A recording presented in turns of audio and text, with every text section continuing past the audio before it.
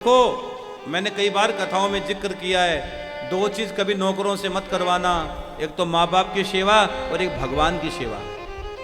भगवान की सेवा खुद करना, जैसे भी आप कर सकते हो, जैसा भी आप पत्रम पुष्पम फलम तोयम, जल चढ़ाइए, पुष्प चढ़ाइए, फल चढ़ाइए, भगवान की आरती गाइएगा, लेकिन स्वयं कीजिएगा, किसी दूसरे के चक्कर में मत रहिएगा। माँ बाप और भगवान की सेवा। आदमी जब बड़ा हो जाता है तो नौकर रख लेता है, भगवान के पास दीपक दिखाने का टाइम नहीं होता उसके पास। और मैं तो आज आपसे आग्रह करता हूं, अमावस्या के दिन, अमावस्या के दिन आपका ये बेटा मनुश्री आग्रह कर रहा है, भैया घर में पूजा पति पत्नी दोनों साथ में बैठकर किया करो, परिवार के लोग बैठकर साथ पूजा किया करो, आनंद के साथ पूजा किया करो, भजन और भोजन साथ किया करो, भजन भोजन साथ किया करो। और पूजा में बैठो तो एक विनती और है मेरी माताओं के नाम बेटे की विनती है, बाबा श्याम के दरबार से अमावस्या के दिन मेरी विनती है कि जब पूजा में बैठो तो साड़ी का पल्लू सर पर रखा करो, साड़ी का पल्लू सर पर रखा करो, क्योंकि कथा अग्नि पुराण में लिखा गया है कि जो माताएं पूजा के समय अपने सर पर पल्लू रखकर पूजा करती है, उसके सिर पर जितने बाल होते हैं उतने लोग के पूर्वजों की तृप्ति होती है, पितरों की तृप्ति होती है, यहां तक अग्नि पुराण में लिखा है। तो इसलिए पूजा में जब बैठो तो सर ढककर रख बैठा करो, विधान है।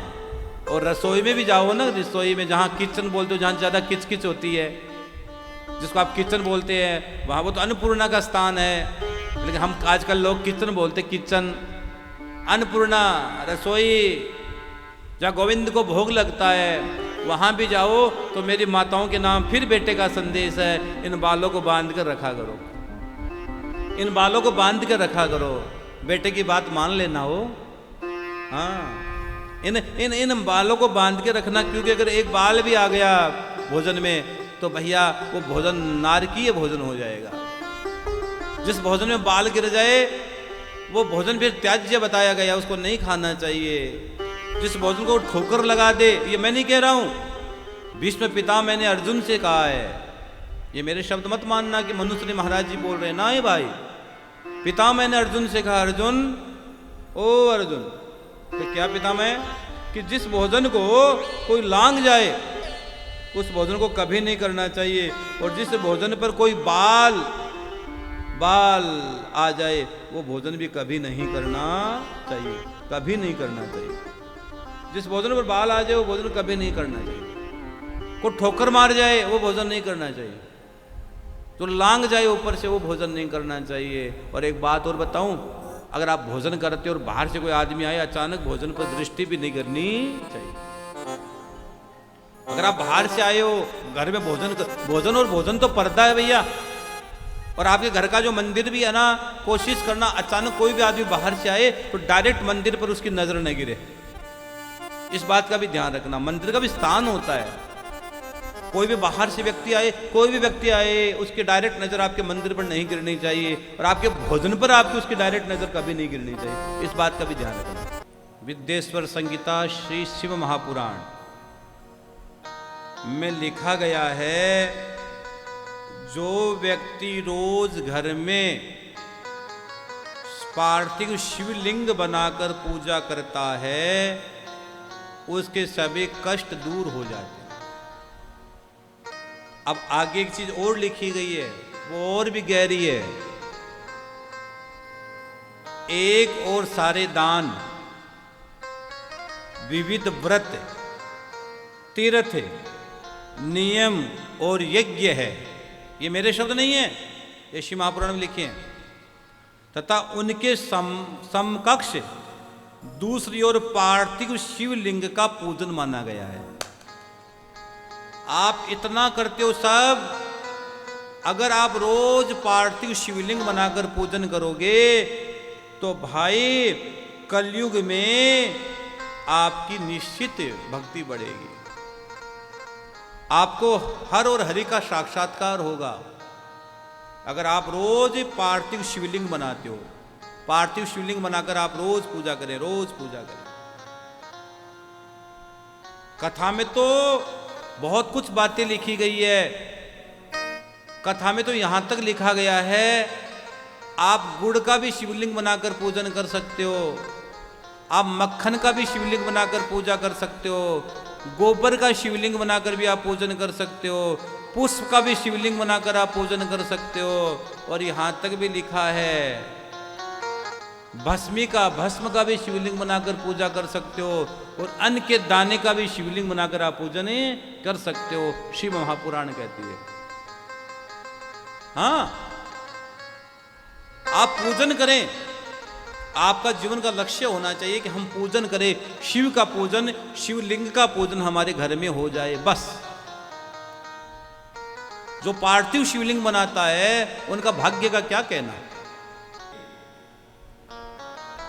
2 शिवलिंग, पार्थिव शिवलिंग बनाकर पूजा करता है तो उनके घर में अर्थ की सिद्धि हो जाती है। अगर आप शिवलिंग का पार्थिव शिवलिंग, 2 पार्थिव शिवलिंग बनाओ, कथा सुनो, तो आपके घर में अर्थ की सिद्धि हो जाएगी, अर्थ आना प्रारंभ हो जाएगा। अगर धन रुका हो तो आना प्रारंभ हो जाएगा, अर्थ की सिद्धि हो जाएगी। और 3 शिवलिंग का पूजन कामनाओं की सिद्धि वाला बताया गया है, आपकी कामनाओं की पूर्ति हो जाएगी। और जो बुद्धिमान मनुष्य है वह 10,000 पार्थिव शिवलिंग का पूजन कर कर, हाँ, पार्थिव शिवलिंग का रात को विसर्जन हो जाता है, जैसे दिन में पूजा होगी शाम को विसर्जन। हाँ, और उज्जैन में तो क्षिप्रा का तट है, राम घाट है, तो वहां हम तर्पण भी करेंगे। राम घाट पर आप स्नान करना और अपने पूर्वजों का तर्पण कर देना, स्नान कर लेना, आनंद हो जाएगा। कथा सुनना बस। तो 10,000 पार्थिव शिवलिंग का पूजन करने से आदमी को राज का भय खत्म हो जाता है। 10,000 पार्थिव शिवलिंग का, हाँ, जिससे अपराध बन गया हो, और जो व्यक्ति कोई डाकिनी साकिनी भूत प्रेत के चक्कर में आ जाता है, उस व्यक्ति को कथा में लिखा गया है 10,000 पार्थिव शिवलिंग बनाकर उनको पूजन करना चाहिए। जो व्यक्ति ऐश्वर्य चाहता है उसको भी 10 लाख शिव लिंग का पूजन करना चाहिए, पार्थिव शिवलिंग का पूजन करना चाहिए, इसमें कोई प्रकार का संदेह नहीं है। और जो व्यक्ति विद्या चाहते हैं, जो बच्चे पढ़ाई कर रहे हैं, उन बच्चों के लिए बता देता हूं, बच्चों को 1000, जो आप उज्जैन आओ तो कोशिश करना, अगर बच्चे भी आए आपके तो उनको भी, उनसे भी पार्थिव शिवलिंग बनाना। आप 1000 पार्थिव शिवलिंग बनाकर कोई बच्चा पूजा कर देता है शिव की, तो कथा कहती है कि उनके भी भैया बच्चे की पढ़ाई में बहुत मन लगेगा, और पढ़ाई का उनका दिव्य भाव प्रकट हो जाएगा, दिव्य भाव प्रकट हो जाएगा। ये भी कथा में लिखा गया, कथा में लिखा गया। और जो आदमी घर में कोई संकट आए, घर में भय लगता है, तो 500 शिवलिंग, पार्थिव शिवलिंग बनाकर पूजा करें, आपका भय चला जाएगा। और समस्त कामनाओं की पूर्ति चाहते हो, महाराज जी सब कुछ मिल जाए, तो 10,000 पार्थिव शिवलिंग बनाकर आप पूजन करें। ये भी कथा में लिखा गया है। और जो बच्चे पढ़ाई में कमजोर है, उसका भी प्रयोग शिव महापुराण में लिखा गया है कि जो दूध होता है ना, कच्चा दूध, गाय का कच्चा दूध, गाय के कच्चे दूध में मिश्री डाल देना, गाय के कच्चे दूध में डले वाली मिश्री डाल देना, डले वाली, और डले वाली मिश्री डालकर बच्चे के हाथ से शिव पर चढ़ाना प्रारंभ कर दो, शिवलिंग पर चढ़ाना प्रारंभ दो, धागे वाली मिश्री और कच्चा दूध शाम के समय या सुबह चढ़ा दो, कोई बात नहीं, आज शिव पर चढ़ाना प्रारंभ कर दो। बच्चा पढ़ाई में कितना भी डल हो, कितना भी डल हो, कितना भी कमजोर क्यों ना हो, बच्चा पढ़ने लग जाएगा, बच्चे का पढ़ाई में मन लगने लग जाएगा। आप प्रैक्टिकल करके भी देखना, करना, आपको बहुत पुण्य की प्राप्ति हो जाएगी, सहज पुण्य आपके जीवन में प्रवेश कर जाएगा, सहज पुण्य आपके जीवन में आ जाएगा। हाँ जी। रटो पार्वती के भरिता करेंगे भव से बेड़ा पार। रटो पार्वती के भरिता करेंगे भव से बेड़ा पार। शिव नंदे के अशिवाय, शिव नंदे के अशिवाय करेंगे भव से बेड़ा पार। रटो पार्वती के भरिता करेंगे भव से बेड़ा पार।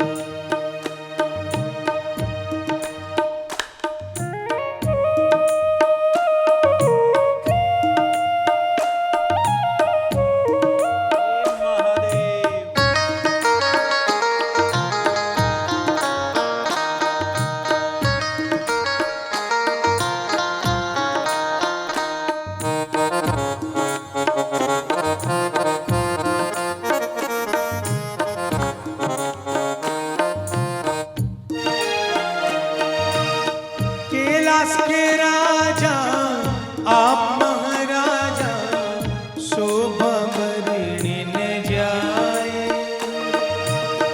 कैलाश के राजा आप महाराजा शोभा बरणी न जाए।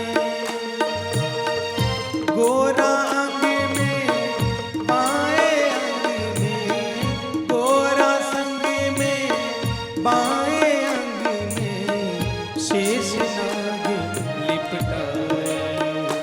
जटा जोट में गंगा की धार, जटा जोट में गंगा की धार करेंगे भव से बेड़ा पार।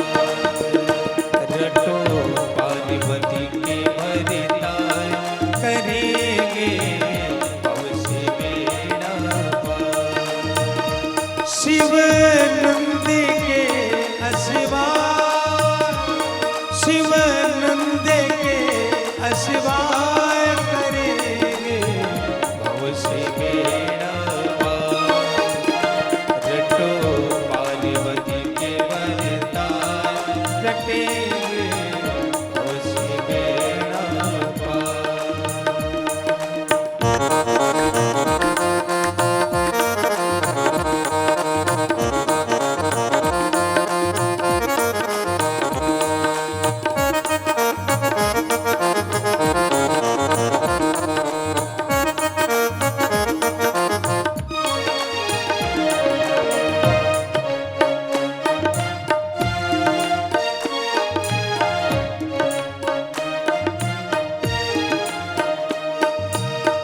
भस्मासुर को दे दिया हरि ने, भस्म कड़ा अति भारी।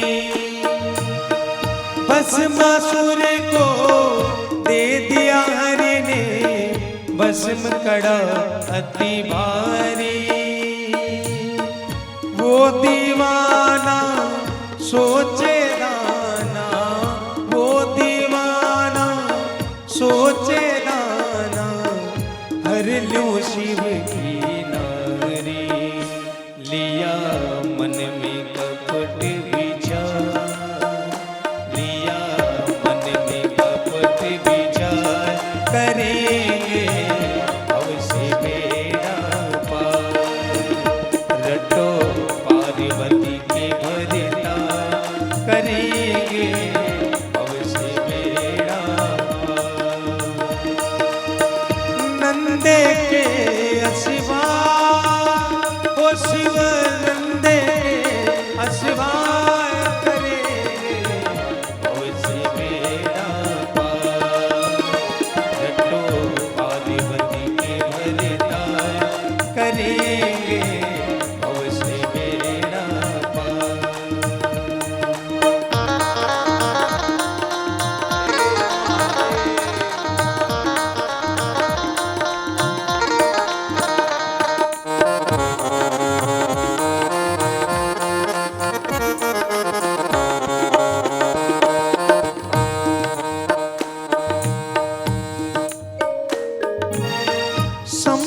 भाग्या डर जब लागा तीन लोग घबराए। शंभु भाग्या डर जब लागा तीन लोग घबराए। देवों ने जब माया पलटी, देवों ने जब माया पलटी, विष्णु प्रगट हो आए। लिया मोहनी रूप को धार, लिया रूप मोहिनी धार, करेंगे अवश्य बेड़ा पार। रटो पार्वती के हरितार, करेंगे अवश्य बेड़ा पार। शिव नंदे के अशिवाय, शिव नंदे के अशिवाय, करेंगे अवश्य बेड़ा पार। रटो पार्वती के हरितार, करेंगे अवश्य बेड़ा पार।